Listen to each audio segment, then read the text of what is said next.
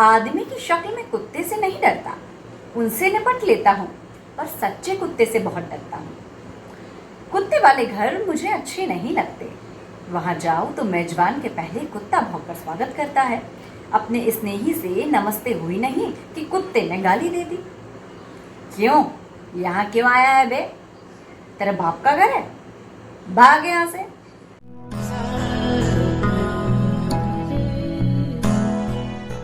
नमस्कार दोस्तों, मैं हूँ वृंदा आपके साथ। हरिशंकर परसाई जी द्वारा लिखित एक खास व्यंग, एक मध्यम वर्गीय कुत्ता आज आपके साथ साझा करने जा रही हूँ। आप में से बहुत लोगों ने हरिशंकर परसाई जी के व्यंगों को पढ़ा होगा। मेरे पसंदीदा व्यंगकार हैं श्री हरिशंकर परसाई जी। दोस्तों, व्यंग कहीं ना कहीं हमारे आस पास या यूं कहें कि हमारी जिंदगी से गहरा ताल्लुक रखते हैं और कहीं ना कहीं हमारी जिंदगी में हास परिहास को फिर से ये संजीदा बनाते हैं, जीवंत बनाते हैं। मुझे लगता है कि बहुत कम लोगों ने ही व्यंग विधा को छुआ है, पर एक चिर परिचित नाम जिन्होंने व्यंग को छुआ या यूं कहें कि व्यंग को विधा का दर्जा दिलाया, उन्हीं में से एक प्रसिद्ध साहित्यकार हैं श्री हरिशंकर परसाई जी। और उन्हीं का एक प्रसिद्ध व्यंग, एक मध्यम वर्गीय कुत्ता, आज आपके साथ साझा कर रही हूँ। उम्मीद है आपको पसंद आएगा। तो लीजिए शुरू करती हूँ। मेरे मित्र की कार बंगले में घुसी तो उतरते हुए मैंने पूछा, इनके यहाँ कुत्ता तो नहीं है? मित्र ने कहा, तुम कुत्ते से बहुत डरते हो। मैंने कहा, आदमी की शक्ल में कुत्ते से नहीं डरता, उनसे निपट लेता हूँ, पर सच्चे कुत्ते से बहुत डरता हूँ। कुत्ते वाले घर मुझे अच्छे नहीं लगते। वहां जाओ तो मेजबान के पहले कुत्ता भौंककर स्वागत करता है। अपने स्नेही से नमस्ते हुई नहीं कि कुत्ते ने गाली दे दी। क्यों, यहाँ क्यों आया है बे? तेरे बाप का घर है, भाग यहाँ से। फिर कुत्ते के काटने का डर नहीं लगता? 4 बार काट ले। डर लगता है उन 14 बड़े इंजेक्शनों का जो डॉक्टर पेट में घुसेड़ता है। यूं कुछ आदमी कुत्ते से अधिक जहरीले होते हैं। एक परिचित को कुत्ते ने काट लिया था।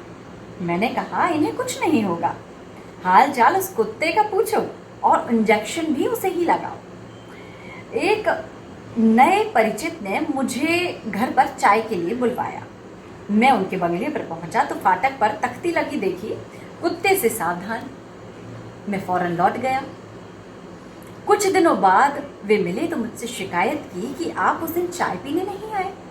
मैंने कहा, माफ करो, मैं बंगले तक गया था, वहां पर तख्ती लगी थी, कुत्ते से सावधान। मेरा ख्याल था उस बंगले में आदमी रहते हैं, पर नेम प्लेट कुत्ते की टंगी हुई दिखाई दी। यूं कोई कोई आदमी कुत्ते से बदतर होता है। मार्क ट्वेन ने लिखा है, यदि आप भूखे मरते कुत्ते को रोटी खिला दें तो वह आपको नहीं काटेगा। कुत्ते में और आदमी में यही मूल अंतर है। बंगले में हमारे स्नेही थे, हमें वहां 3 दिन ठहरना था। मेरे मित्र ने घंटी बजाई तो जाली के अंदर से वही भौं भौं की आवाज आई। मैं 2 कदम पीछे हट गया। हमारे मेजबान आए, कुत्ते को डांटा। टाइगर टाइगर, उनका मतलब था शेर। ये लोग कोई डाकू चोर नहीं है, तू इतना वफादार मत बन। कुत्ता जंजीर से बंधा था। उसने देख भी लिया कि हमें उसके मालिक खुद भीतर ले जा रहे हैं, पर वह भौंके जा रहा था। मैं उससे काफी दूर से लगभग दौड़ता हुआ भीतर गया। मैं समझा यह उच्च वर्गीय कुत्ता है, लगता ऐसा ही है। मैं उच्च वर्गीय का बड़ा अदब करता था, चाहे वह कुत्ता ही क्यों ना हो।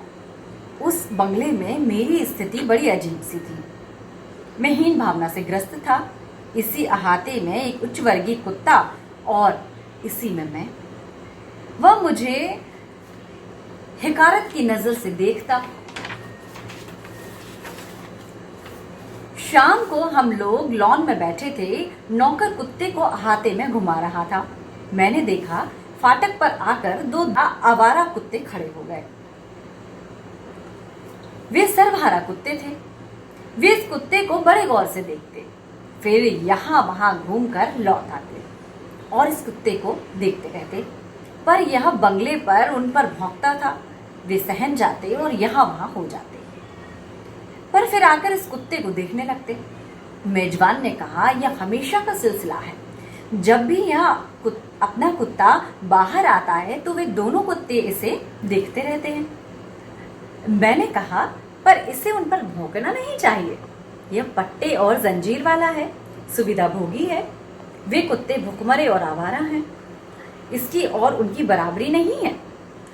फिर यह क्यों चुनौती देता है?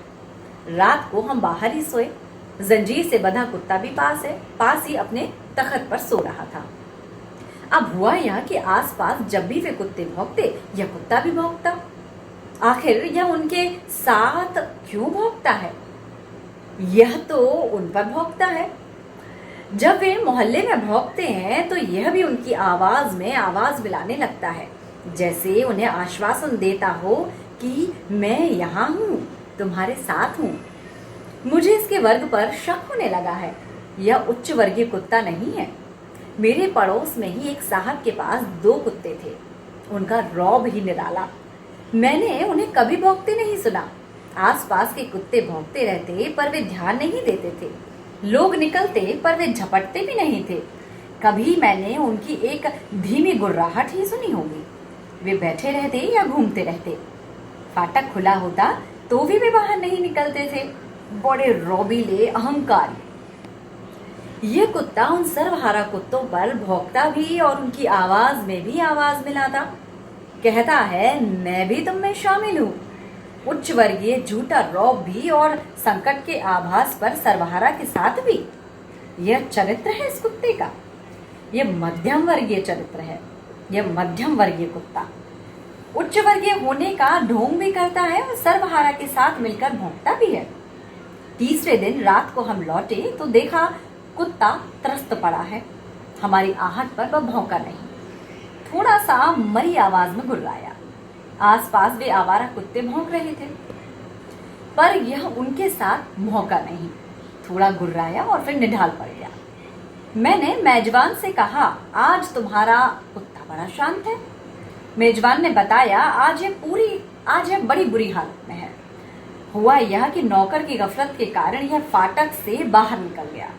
वे दोनों कुत्ते तो घात में थे ही। दोनों ने इसे घेर लिया, इसे रगेदा। दोनों इस पर चढ़ बैठे, इसे काटा। हालत खराब हो गई।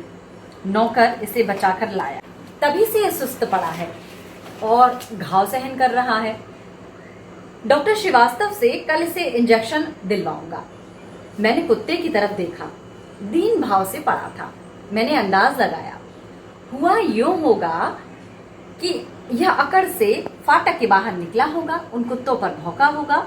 उन कुत्तों ने कहा होगा, अबे अपना वर्ग नहीं पहचानता, ढोंग रचता है, ये पट्टा और जंजीर लगाए है, मुफ्त का खाता है, लॉन पर टहलता है, हमें ठसक दिखाता है।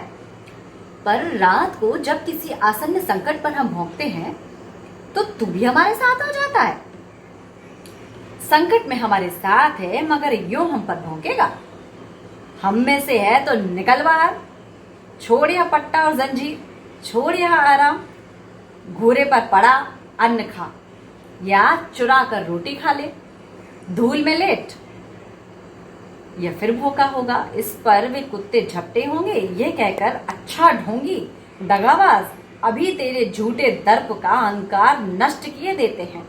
इसे रगेदा, पटका, काटा और धूल खिला।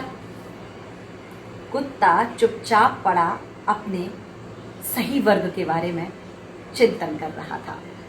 तो दोस्तों, ये थी हरिशंकर परसाई जी द्वारा लिखित व्यंग, एक मध्यम वर्गीय कुत्ता। उम्मीद है आपको ये व्यंग पसंद आया होगा। दोस्तों, यदि अभी तक आपने हमारे चैनल प्रधाननामा को सब्सक्राइब नहीं किया है तो प्लीज़ हमारे चैनल प्रधाननामा को सब्सक्राइब करें। हमारे वीडियोस यदि आपको पसंद आते हैं तो अपने दोस्तों के साथ ज़्यादा से ज़्यादा शेयर करें और कमेंट सेक्शन में हमें ज़रूर बताएं कि किस व्यंग्यकार की रचना को आप सुनना चाहेंगे। इस वीडियो के साथ मैं थी वृंदा आपके साथ। अगले वीडियो को लेकर आपसे जल्द होगी मुलाकात। तब तक के लिए बाय बाय।